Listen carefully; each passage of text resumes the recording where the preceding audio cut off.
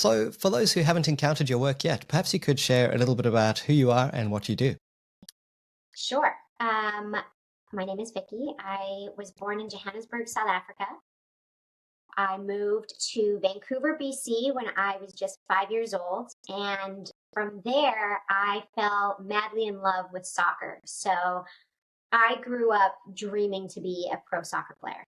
Um, that didn't happen. I ended up navigating my way through the entertainment world, the Hollywood world. I got a play when I was 15 in high school, and it won many awards. And I had the lead to it. And, immigrant family, we had no idea what this meant, but an agent signed me. And I started getting auditions and landing them. And it was such a whirlwind of what am I doing? Like, what is this world? But it was exciting. And financially, having immigrated from South Africa to Canada, my father struggled quite a bit. So it almost felt like it was a gift given to me. I came in, I started auditioning, I started making some good money. It helped the family. And all the meanwhile, I still had this dream of playing soccer, but I had to curb that when I landed a US TV show that shot in Toronto, Canada. So I moved out to Toronto when I was 15, moved out of the house, and worked for several years on this show and ended up getting called out to LA when I was 18. And that's when the whole trajectory of my life changed, because I had put sports aside, but that was my core. So my nutrition came from sports, my training was sports motivated. Everything about my lifestyle was centered around how to be a strong athlete. And that didn't work well for being on camera, because on camera, that was, you looked big and you looked larger than they wanted you to. So I got told often by producers and showrunners that I needed to lose weight. And I was 18 years old. And it was really tough. Like, I was really confused by it because I was so healthy and I was doing all the right things to be a soccer player. But cut to, I was 19, I was in LA. I had just auditioned for a huge Disney movie, and I ended up not landing the part, but it kept me out in LA. I got an agent out here and really, like, wasn't in love with the acting world, wanted to get back into sports, but wasn't sure how to do that. So I ended up backpacking through Europe. I took a break from acting, backpacking through Europe, studying sports nutrition, and I met a chef the second day I was in Europe. And at the time, staging or interning was much more available at that time than it is today. And he brought me into the back of this very fancy fine dining restaurant. And I started seeing what fine dining food looked like, and I fell in love with it. And that took me to coming back to LA 6 months later after staging in many different restaurants throughout Europe and studying sports nutrition. And I got a job at a very well-known gym called Equinox as a personal trainer. Mm-hmm. And I met a chef when I was training, and his wife was starting a private chef company. And again, at the time, this was all new to me. I didn't go to school. I was self-taught, if you want to call it that. Mm-hmm. And I went and interviewed. She hired me, and I started cooking for celebrities immediately. And it was, my brothers to this day used to call me a pipsqueak. So when I would say, no, I'm a chef now, they would laugh like, what? You're like, how did you become a chef? But my sports background, my nutrition background led me to filling in this gap in LA that didn't exist. It was like I was a female nutritionist based chef. And yeah, the rest is kind of history. I love that. You created your own category. I did. I fell into it. And you know what? I think the neat part about it is I had somewhere deep inside of me this self-belief that I could succeed at it. And that's about all I had, because I really didn't have much else. And did the culinary world spark your interest and passion more than Hollywood or sports? No, to be honest with you, what I loved about this new world that I fell into was that I had control over someone else's nutrition, because that was my passion. My passion was fueling the body, and I'd only experienced that with myself. But all of a sudden, I'm now cooking for Katherine Heigl and Jen Aniston and all these famous names, and I was at the center of them needing to look a certain way for a movie. So it was a pretty wild education for me. Yeah, that's incredible. So, for those who I'm sure are wondering, how do you cook for someone who needs to look a certain way? Is it analyzing what the director wants them to look like at a certain point in time and then reducing carbs and increasing whatever? Maybe you could tell us a little bit about how you did that. Sure. Yeah. Every celebrity is different and every role is different. And so typically what would happen would be once I started to build a name for myself at the time as a nutritionist private chef, which Hello, it's Brad Hook here, and I'm delighted to share my new book, Start with Values. It is a guide to help you discover what matters most and then bring those core values to life through tools such as micro habits. It helps you make clearer decisions through the decision making guide. It helps you to activate your values in conversations, particularly those courageous conversations where you need to assert yourself. And it helps you explore some potential shared values, such as nature stewardship, to help us all look after this planet that we call home. Inside, you'll find thought experiments, you'll find worksheets, you'll find action plans, and lots more. If you are interested in reducing your stress and building a life that's meaningful and purposeful, get your copy now. They're available on Amazon, both as a paperback book, such as this, and in Kindle format. So if you have some feedback, please log it in the reviews. I'd love to hear your experience of bringing your values to life. This approach has helped hundreds of thousands of people around the world, and it's now ready for you. Get your copy. Back then, there weren't many of me. There were a lot of European male chefs or just male dominant who cooked really beautiful fine dining food, but we're using butter and cream and sugar and all the delicious ingredients. But there was a gap. There was nobody really cooking for celebrity on a day-to-day basis or for a movie role. So I came in with my training background, my sports nutrition background, and I would typically talk to their team first. This is what, I cooked with Reese Witherspoon and she needed to be a softball player. So we had 8 weeks to kind of hone in on her nutrition and her training. And so I met with her trainer. We devised a plan together and I cooked according to certain macros and got her to where she needed to be. And yeah, it was a really successful experience all around. I can imagine. I'm sure that many of them wished they could continue the collaboration beyond the film. Yeah, and some of them did. Some of them did. I really loved bopping around. Because once she was finished, then Owen Wilson called or said, "I need a chef." So what ended up happening was instead of building out a resume, because everybody was sign your life away, NDAs, you can't talk about it. What would happen is somebody would be on a movie set, and then we'd finish working with them, and if I helped get them to where they needed to be, the referral just happened really naturally. Oh, so-and-so is shooting a movie and needs to lose weight or gain muscle. You should use Vikki. And that's how I built that out for 16 years. I called it A-List Appetite. Like I just built this company, reading a lot of books and teaching myself how to chop in front of people. Yeah, no pressure. It's great. So what did you see in the food world, especially on grocery shelves, that made you think, I need to do this differently? I think it was an evolution. Back then I was so caught up in how do I present beautiful food in a fine dining manner because I'm working with people that could have the best food in the world. They can go to any restaurant. Money's no object. So at the time it was less about the quality of ingredient, although that was certainly important. It was more about the aesthetic, the optics, like how do I create what they can get in the restaurant? And then slowly it became, oh, well, we have an unlimited budget. So I now need to fly in salmon from Boston because that's the best salmon I can get. And so I started to learn what this type of clientele was looking for. And that's where I built my education around culinary. Like, what does that really mean? Farmer's market was a must. I went to every farmer's market. I went to all the local boutique ingredient stores, the cheese shop, the butcher, the seafood place. I started building these relationships and I realized after many years, like the best ingredients don't need much. Mm. You don't need to do much with high quality ingredients. Flying in salmon, which I did do for a client.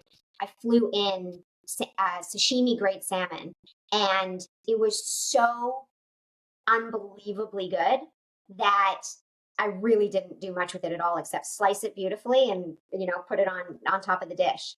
Mm-hmm. Amazing. Were you ever nervous about how the meal would be received? Oh, all the time. I still am. Really? Yes. Yeah, it's a very personal thing to cook for somebody. And to remember, you're working with these people that in the beginning I couldn't cultivate a real relationship with. I came in as the chef and I left as the chef. And my personality doesn't do great like that. I like to have a connection because I want the food to feel personal. So they're very private and they're very guarded until you can kind of break it a little bit, because as a private chef, you typically work in someone's kitchen in their home. So you see everything, you hear everything. And very early on, I realized I wasn't necessarily there because I was the best chef. I was there because they trusted me and they liked my energy. And it allowed them it was almost like a disarming personality. I didn't want anything from them. I wasn't curious about an autograph or a photo, or I wanted to do my job to the best of my ability. And they saw that. So every bite they took or every time they ate something, I always asked for feedback. And I still to this day do it with everybody. I always say, how would this be better for you? I really enjoy feedback. Yeah, that's growth mindset. Being open and willing to adapt and change and iterate based on feedback. Because if you became offended by the fact that they said, oh, it could use a little bit more salt or it could use a bit more spice, well, you're not going to grow as a chef. No, and you probably wouldn't be referred to the way I was. I did have one client, I think it's okay to share who it was. It was Toby McGuire. Okay. Very fond of him. He's a great guy. And he really hated my food. Like, he hired me.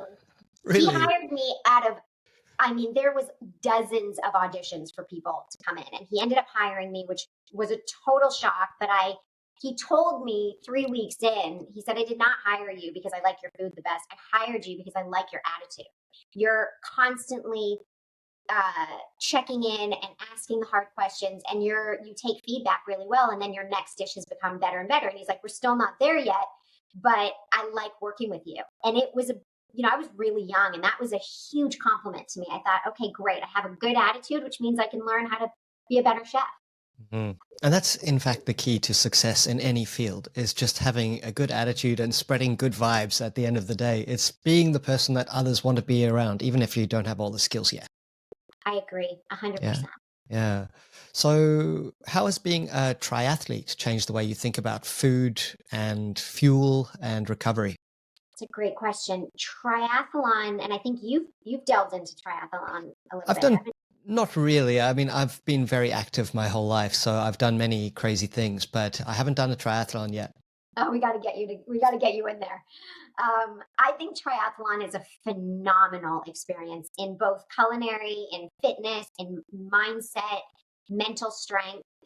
Hey, Brad here. Would you believe that around 70% of the people who watch this podcast have not yet subscribed?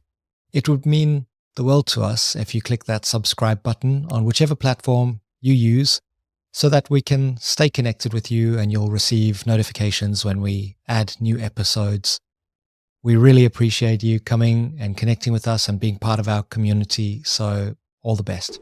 The way it's changed how I view food is pretty drastic, but I keep it in its own lane, because not everybody has to eat that way, or has to cultivate that relationship with food. But for me personally, I thought I was eating correctly. I thought I was eating enough. And 2 years into me getting into triathlon, I ended up getting something called REDS, which is relative energy deficiency in sport. The basic definition of it is that I was under eating.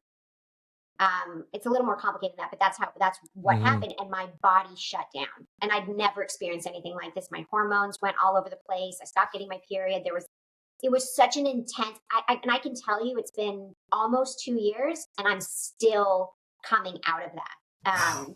So triathlon, and anybody that's in endurance sports that's listening knows you really have to balance your consumption properly. And so to this day, when I'm training for something, I mean, food is fuel. It is Yeah. not fine dining. I put that to the side. I'm not, using microgreens. I'm eating a tree. Like, so yeah, it's definitely a different beast to cook for. I would honestly say it's not even cooking. It is like you have to be consistent in your macros. You have to be listening to your body and the recovery process, which it sounds like you're also very athletic. Recovery is almost as equally as important as training. Yeah, absolutely. I would say it's maybe more important on condition that you really are training properly. But if you don't, I was speaking to one of the world's leading experts in a concept called anti-fragility. And he said, which is the ability for an organism to not just bounce back from pressure, change, challenge, but to grow stronger as a result of it. And he said, there is just one condition that supports anti-fragility, and that is rest. Because if you exert pressure on a muscle and you don't rest it, it will overtrain. As long as you give it that space and time to rest and recover, it will grow stronger. It's such an important philosophy for life. I know, like just relax, like just be. Yeah. The other really interesting thing about that, and we can take this to the philosophy of life, is as a competitive human being, which I am, I learned through getting this, having this issue with my body, I learned that my mind is a lot more fierce and determined than my body is able to articulate itself. Does that make sense? Like, absolutely. And I think a lot of triathletes, or a lot of competitive athletes in general, or competitive people, will work so hard, and that one last rep, or those 3 last reps, when your body is just screaming, you say to yourself, you can do this, you got to do this, and it's really unhealthy. Like it's such a dangerous place to be. So I've that's come to my attention a little bit more in general in life, when I have a free day and the guilt comes over me, and initially where I'm thinking, well, I have an energy bar company, I should be working any free time I have, it should be devoted to that. Or I appreciate more downtime now because of that experience with triathlon. Yeah, it's so important, and you're exactly right. It's the guilt that we feel. I feel it as well. Like yesterday, I took a day off because I'm not feeling 100%. I still walked up a mountain that most people wouldn't do, but for me that was a rest day, and I still felt this guilt, which is insane. I mean, I probably should have just not done it. But it's like, what is that? Like, I don't what think is that? parents felt that. I think No. it's got to be a generational thing, and we are so inundated with competition. I think everything has its good and bad. It's got its pros and cons, but that feeling that you had yesterday, the feeling I have, often, and I'm sure your listeners have as well, you really got to check it, because it's almost self-induced when you think about, well, why are you feeling guilty? Who else gives a shit, excuse my language, about what you're doing on your day off? Like, nobody cares. We don't get accolades for any of this. It's like, it's all in our own response that we pursue these things. But I'll tell you this also, on a spiritual level, just staring at a tree, or taking a quiet time and not having a device, and just centering yourself, whatever that looks like to you, that's when flow happens. In my experience, that's when you allow things to come in and there isn't resistance where you're pushing yourself or pressuring yourself, or just go, go, go. Yeah. Do you want to know a fun technique? It's go and look at a tree and stop using words to describe it. Just observe it and allow the whole thing to take shape as you look at it. But every time words come into your mind to try and describe what you're seeing, just let go of them. It's a meditation in itself, and it's so powerful. I've been trying this for quite some time. I don't know where it came from. I think I'm sure there's traditions that do this, but it's something that I've been just developing, and it is amazing. It's pretty trippy, actually, when you go and look at a tree and just observe it without language. Yeah, I love that. I can see how that's a meditation. It's almost like just listening to your breath, and then when a word comes in, you let it go. You start over. It's incredible how busy our minds are, isn't it? Yeah, it's an interesting place. And now we deal with so much more information than ever before. So we have to be discerning, not just about what we consume in terms of food, but in terms of information. I think that's 100%. one of the keys. So you talked about being a triathlete and going through REDs, which I'd never heard of. I feel like I've been there myself, where you know you're so obsessed with cutting and building and bulking and so forth that you end up not getting enough food. And a personal trainer I had said to me, "You need to eat more." And I had no idea that that was the case. You're constantly hearing cut calories and all of that kind of stuff. And then when I did, you suddenly feel so much better. What would be some of the key ingredients for people who are training for maybe endurance or high performance? There you hear about carnivore diet versus keto diet versus Mediterranean. Any tips, or is it personal? I really truly believe that every body runs differently. Hmm. And we all really need to be more in tune with our own bodies than we are with the next fad diet or the next trend. I also think that anything extreme, like the carnivore diet or the keto diet or any of these diets, they can be beneficial short term. They Yeah. can help chronic inflammation. I feel like, again, in my experience, cutting certain foods out of the diet, inflammatory foods, histamine activating foods. When you cut those out, you're doing two things. And this is how I talk to clients like this. And when I do consultations, this is what I say. I say, the minute you remove something from your diet, you are way more intentional about when you're eating, how you're eating, and what that is, which Mm. I think for the most part helps the general population because none of us, well, I shouldn't say none of us, but generally speaking, people are just eating unconsciously. So when you say, oh, I'm going to now be gluten free or I'm going to remove dairy from my diet, you look at food differently. You look at a Yeah. salad and it has feta cheese on it, and you say to the person, can you not have the feta cheese? So you're more connected to what you're eating, which is a huge benefit for many reasons.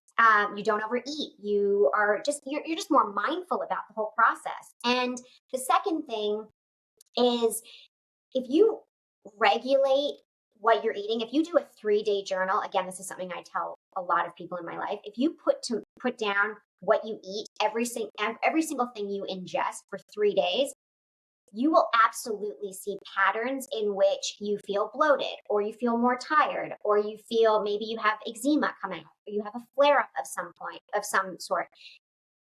Food is fuel for our bodies, and just like a nice car, you're not going to put glycerin in, to fuel it. You're going to put like really nice supreme oil. So Yeah. it's the same thing. And then you add your work and your stress load and then maybe your training load, and then your body needs different things. So I know it's a little bit of a roundabout way of saying this. I really encourage people to write down what they eat, become a little more connected with the food that they choose, and reflect on how they feel after they eat. And they will see what's working and what isn't. They really will. I mean, maybe it takes a little longer than 3 days, but it's there for you. It's really there for you. Yeah, that awareness is so important. And I agree. I was thinking about that. That's the key, is just becoming super aware of what you're putting in your mouth. And a diet gives you that lens through which to observe it that you didn't have before because it was just unconscious. So, and even building some habits into your routine. So I worried earlier this year after the Christmas holidays that I was developing a dad bod. So I started weighing myself every morning. And just that little habit, I mean, it wasn't obsessive. Some might say it is, especially because I'm not really overweight. But it was just that awareness of, wow, yesterday I ate some whatever or some snacks in the evening. That's my downfall. And oh, look, there it is. And you become so connected to the fact that there is cause and effect. Like if I do that, this is what happens. And it's good, or I drank 2 beers on the weekend. And now, wow, look at that, 200 extra grams. It just gives you awareness. Absolutely, absolutely. That, and every those little habits and tricks are helpful. I will also say that when you become more mindful and connected to your food, you tend to eat less, because what happens is you Yeah. say to yourself, if you can slow down enough, which is very difficult because we are addicted to food in many ways.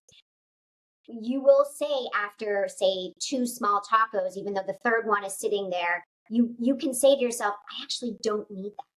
Like, I'm full. I'm full. I mean, my eyes want it. My mouth wants it, but I don't actually need it. And Yeah. it's the slowing down of it all that can be really helpful for a lot of people. Yeah, just being able to look at it and say, well, that's going to give me some very, very temporary mouth pleasure, but I don't actually need it and I'm fine. And Yeah. that has been a journey for me as well, having a daughter who likes her diet is so, I sometimes feel terrible because her diet is so clean and she goes to school and she's like, Daddy, someone had this thing called a Kit Kat. Have you seen that before? And I'm like, oh, my poor child. I love that. It's better that way than what we have in the United States, which is they all just eat Kit Kats. Yeah. That must be challenging to see because you hear that, is it 50% of people are now obese or overweight? I think that's probably close. I would hate to be quoted, but it's up there. I mean, diabetes, and we have the GLP-1s now and Ozempic, and everybody's. I mean, our culture around food in the U.S. is, it's sad, and it makes me sad. It's you're losing so many nutrients just from the agriculture, the soil, and then you start putting in chemicals and stabilizers, and we have such a what's the word? It's not a very restrictive process to get something on the shelf. Whereas in Europe, they have, 10 ingredients they're allowed to use and everything else they're not allowed to use. And in the US, it's the other way around. Like, you can put in chemical upon chemical upon chemical to make a food shelf stable or present itself differently. And that's allowed. It's approved, and that's what we're eating, and that's what the kids are eating, and that's what the school programs are putting in. And all of a sudden, those habits that you talk about, where people are like, I need sugar after I eat a meal, or I need a Coke, or it's like we're becoming desensitized to like just baseline healthy food. Yeah. And baseline healthy food is so incredible when you're mindful about it and you've detached yourself from some of those cravings. I think it's all about thoughts on the microbiome, because I know when it was the ketogenic diet that actually gave me this reset, and I no longer had a sweet tooth. Yeah, because you removed something out of your day to day. Yeah. Really helpful to do that. And you're right. And I don't, I'm not a doctor, but the gut biome, I have a lot of passion about. I talk about it often because that is where so many things develop, many things. And, a lot of people's issues are chronic inflammation. That's where it starts, chronic inflammation. And what is that, and that can go into we could talk about this for hours, but ultimately the cleaner your food, the less processed your food. We've all heard it. It's not reinventing the wheel. I'm just reminding people, things in a box, things in a package, they're not the best choices for us. Not to say you can't have them, but if you can eat on a majority level in your day, things that you can pick off a tree and, clean proteins, you're going to feel a lot better. You really are going to feel a lot better.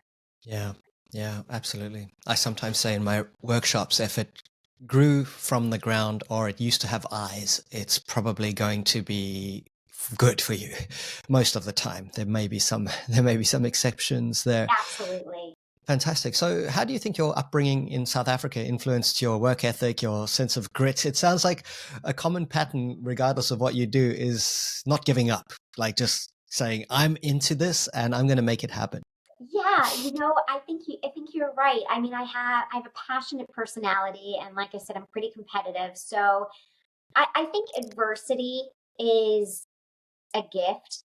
And it doesn't feel like it during the time. But if I look at my upbringing and my parents immigrating and what they went through and just the unstable environment, mainly around finances, we had a lot of love. We still have a lot of love. We have a great sense of humor and a really close bond in my family. But I have 2 older brothers who are absolutely amazing human beings. And the 3 of us all have our own,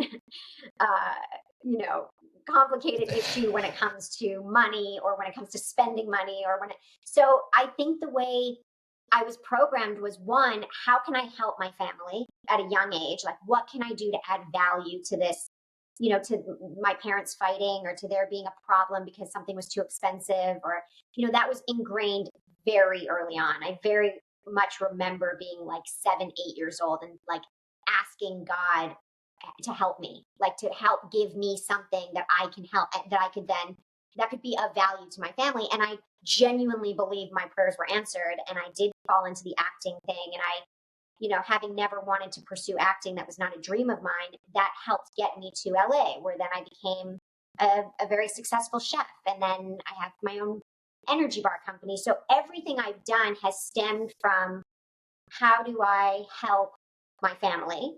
And also, and I got this, I really did get this from my father, but there is something inside of me that is always telling me, I got this. Like, be kind and like find a way to do it. And I'm not a traditional person. I never went to college. I didn't go to culinary school. I've never been taught anything professionally ever. But I know I can get it done. So that's maybe where you're hearing that that spirit in me is like, my mom used to write on her little notes in my lunchbox. She would say, "Keep your feet on the ground and reach for the stars." Every note she ever said, she wrote that. And I have a great belief in that, know what you want, have clarity on what you want, and just be kind about it as you try to pursue it. Absolutely. It sounds like your core values are very similar to mine, which is interesting considering that I grew up in South Africa, which getting clear on the fact that it's creativity, kindness, and fitness, and being super clear about those values just keeps you going. But also having grown up in challenging financial situations, it makes you want to just do better. From my perspective, it's like, I don't want to go back to that. I want to generate and create and add. And I think when you discover that when you add value to the world, the side effect is that things will start to improve for you, that effort. But you do, and a lot of people will spend many years learning and studying and never really crack it commercially because they're always thinking they need to study one more book or do one more course or do one more thing. Whereas my philosophy is just do it. Yeah. Just try. Just try and fail. Like, yeah, but it's so, I think it's a lot easier for people like us to say that. I'm sure there are many people out in the world, and I know someone very close to me that did not have the same zest or the same, confidence and inner emotional strength to go put yourself out there and get rejected. I mean, I got rejected a ton. When people hire me and say they didn't like my food, I mean, that does not feel good. Like, even today, if someone like puts something on their plate and they move it to the side, I mean, it still gets me, but I also have the wherewithal to know you're not going to please everybody. And as long as you're happy with your results and what you're doing, or, you're trying your best, like, and you're having fun while doing it. I mean, I think that's the other key too, is being able to enjoy your pursuits. Like, isn't that what it's about? Like, isn't that why we're here? Like, what are we doing here, roaming around this earth? Like, I mean, I think this often, like, we're just roaming around this earth. And to me, I think the meaning is evolving. We should be learning and learning and learning some more and evolving, and then getting to a place where, that's maybe where we teach people or where we add value. I mean, we're just, it's evolution. Otherwise, like, really, truly, what are we doing here? I agree. And I think that viewing this as a kind of, we don't get a second chance as far as we know. So you've got to make the most of it. I remember when I was traveling around Asia, I would sometimes, around the world, I would sometimes think, oh, it's okay. I won't do that now. I'll do it next time I'm here. And later on, I realized there is no next time. Do these things when you're there, and don't do everything, and don't put pressure on yourself. You don't have to do everything, but if there's something that sparks your interest, just give it a try and be willing to be rejected. I was rejected so many times. I also had a stint in films, and it was great, but I realized this is probably not something I'm going to dedicate the next 15 years to, just being rejected. I'll go and try some other things. And, you just, and maybe that's our role, is to inspire others, to show them that you can just try stuff. Absolutely. And I think the more we send that message out to whoever will listen, you never really know who you're positively affecting with that and who you're reminding in the moment of that. And I think there's so many ways to live this life. And I think, a core philosophy is just be clear on what your dream outcome is. Like, what do you, every day, I mean, I do this myself. I wake up and I think, how do I want to feel at the end of today? Or you get on a phone call and you're about to jump on a call, and I say to myself, what's the best case scenario on this phone call before I get on there? And that clarity helps drive my direction. And then if you're in tune with yourself and you're intuitive and you can hear what's going on in your guiding system, if you're on your right path, because you can feel good. And if you don't feel good and things don't feel like they're in flow or there's resistance going on, that's your cue. You got to slow down and quiet down and say, wait a second, this is my goal, this is my dream, where am I in comparison to that? Yes. I think that's really important. And I think it's important to share with people and to ask people questions about their lives and be curious about their lives to help them with that same clarity. Agree.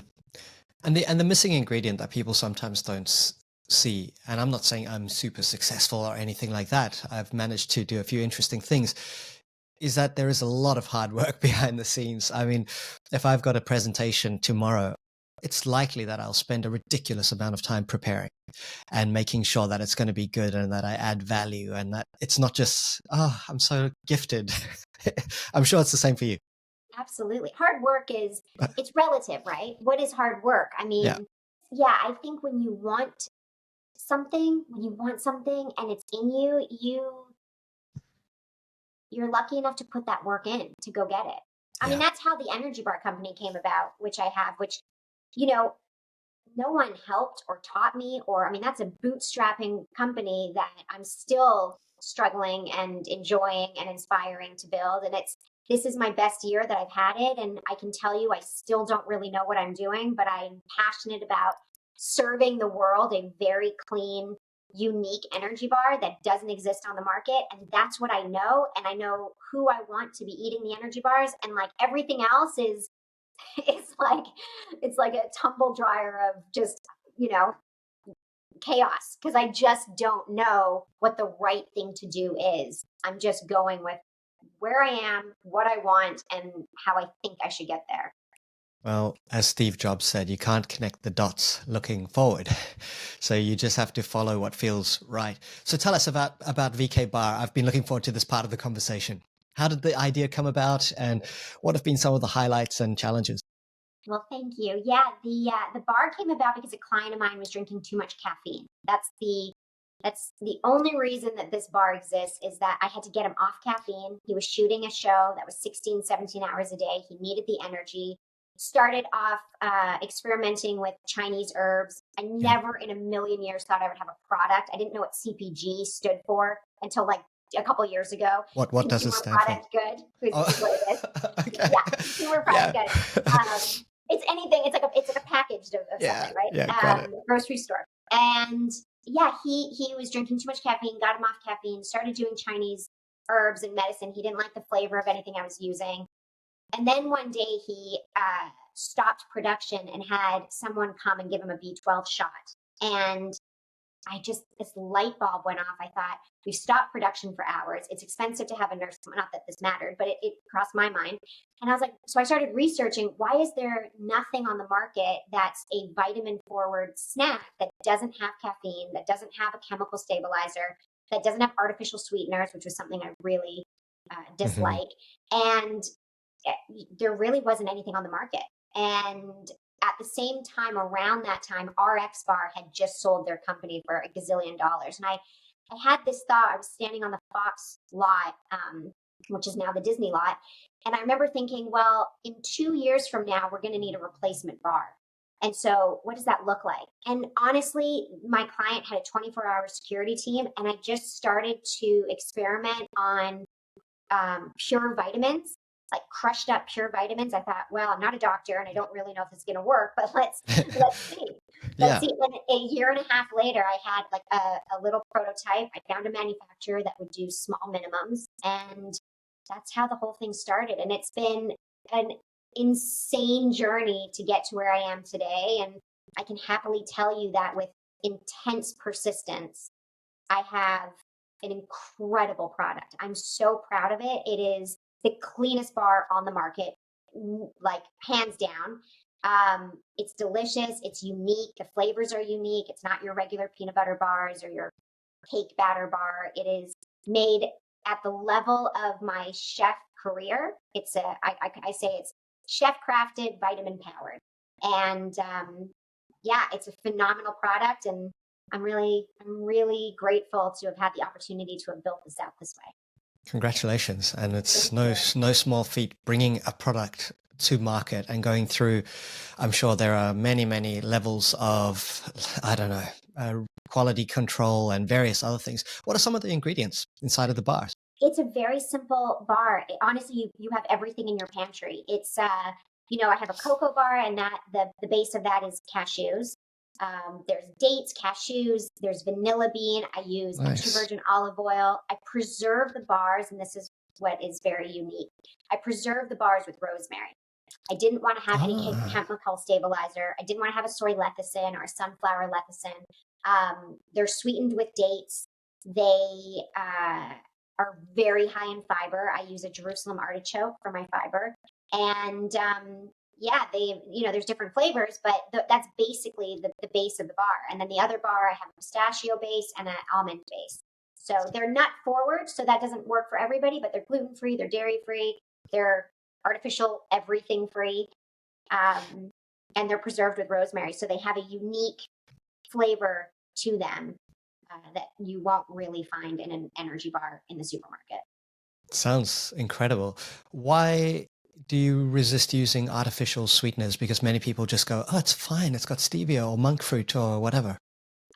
I personally don't think artificial sweeteners are good for us. I think that they contribute to gut inflammation. I think you produce flatulence when you're eating them. I think they're a chemical to me. That's what they are. And yeah, you can get stevia is a plant. I understand that, but you're not pureeing a plant and putting it in something. You're heating up the plant and you're creating a white powder out of it. And somewhere along the lines, to me, just the way I see food and the way I see nutrition, if I can get away from any of that and all of that, that is my goal. And I think that's what really makes the bar stand out, because there is an oversaturation of energy bars in the world, be it in New Zealand or in the US. Yeah. And if you look at the back of a package of even the healthiest energy bar, you will find natural flavors, and natural flavors will help increase the sugar without detrimenting the macros. So your sugar will stay low, but you're consuming natural flavors, which is a chemical. You will find a lecithin in there for an emulsifier. You will find some sort of stabilizer in there. I mean, you will typically find stevia, monk fruit, or even like xylitol. Like there's all these ways. I look at them like they're a cosmetic ingredient. They do something to wear off calories or to make you think they're healthy. I don't like ingesting those, and I don't like my clients ingesting them. So I really wanted to create something that didn't have any of that. Mm-hmm. I went to the supermarket recently with my daughter. It was part of a school excursion, which is pretty cool. And we go to the supermarket, a bunch of parents and the full class. And the job was to write down the ingredients on a number of different products. And it was the muesli bars and the nut bars that were by far the worst. In fact, they were worse than many of the ice creams in terms of just fat and sugar. It was ridiculous. And they marketed it as being healthy. I know. That crushes me. Yeah. That experience, I think everyone should do that. Yeah. I think everyone, but we're inundated with all of these debatable arguments on what is nutrition, what is healthy, what is healthy. And again, if we go back to what we said earlier, if you can just get as basic as possible and go with fresh fruits and vegetables and, like you said, something that had eyes at one point, that's our best bet. If you have to go to a packaged product, looking at the ingredient list, try to be able to at least pronounce what's in the ingredient, what's in the list, and Yeah. you're one step ahead. But then there's many other steps from there that really do dictate what I personally, what I think is healthy. Yeah. Why B12? So good question. So again, I was looking at this from a standpoint initially of caffeine. Caffeine's an energizer. We all drink caffeine at some point in our life and feel the effects of caffeine. So to me, it became a clear path when he started doing his B12 shots and understanding what B12 does for us and how it does boost our energies, but it's not the same as caffeine. I mean, it gives us a sustained energy. And so when I was creating an energy bar, if you look at the energy bars out there, what makes it an energy bar? It has calories in it or sugar in it, and that's the energy that you're getting from it. So I wanted to do something that was a little more authentic to energy. And so because there was no B12 bar on the market, and to this day, I don't think there is. And if there is, it's a smaller company. I haven't seen a competitor for what I'm doing. There's B12 shots and there's B12 liquids, but I wanted to make something really unique. And I thought if you can feel B12 and ingest it the same way, why not find a way to make a bar out of it? Yeah, absolutely. And is B12 in any way risky for people, or is it one of those things that you can take and it just gives you an instant boost?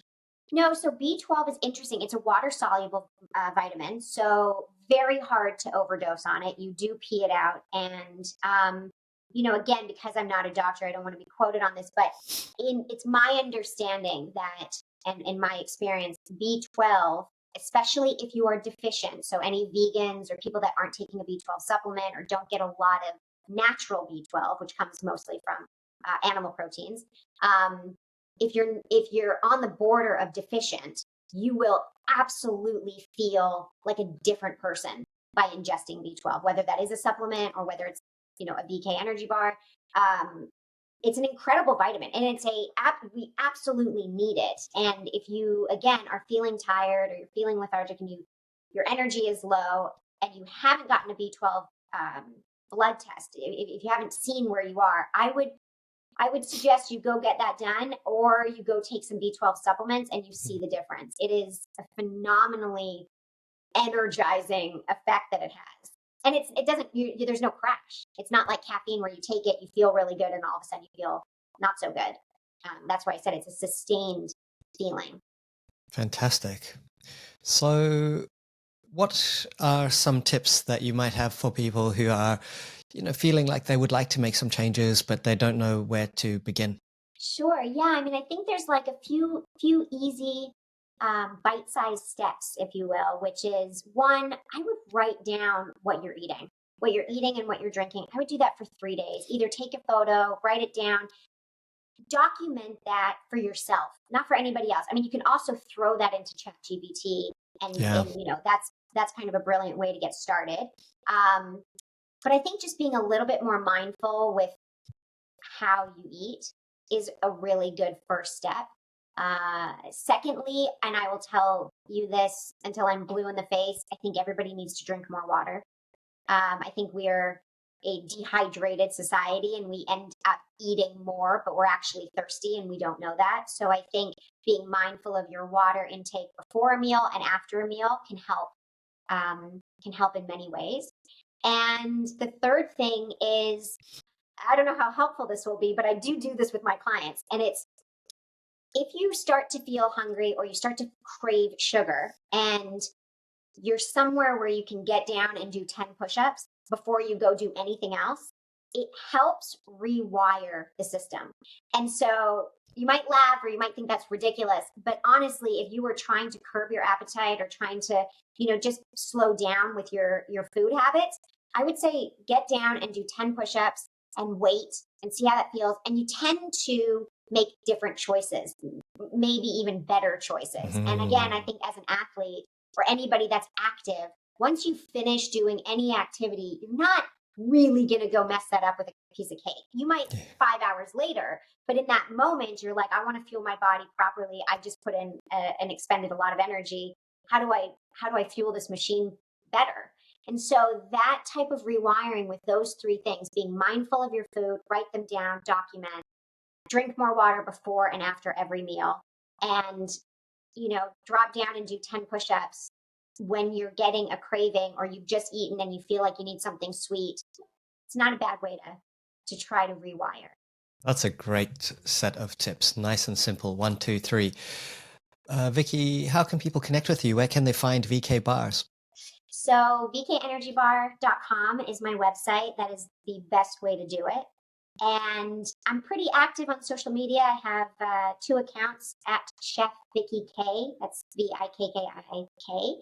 And my VK Energy Bar account, which is at VK Energy Bar. Those are 3 great ways to get me. And LinkedIn, I'm pretty active on there as well. Fantastic. Any final thoughts for those who stuck with us all the way to the end? I really appreciate it. I love these conversations. I love to connect with you. I'm hoping that there was a piece of information in here that inspired someone, and I'd love to hear about it. I'm sure you would love to hear about it. And yeah, I think this is what it's all about. It's connecting and sharing and listening. And I'm really grateful for your time and for this opportunity to be on your podcast. Thank you so much, Vikki. We'll see you again. And thank you all for tuning in. We'll see you next time.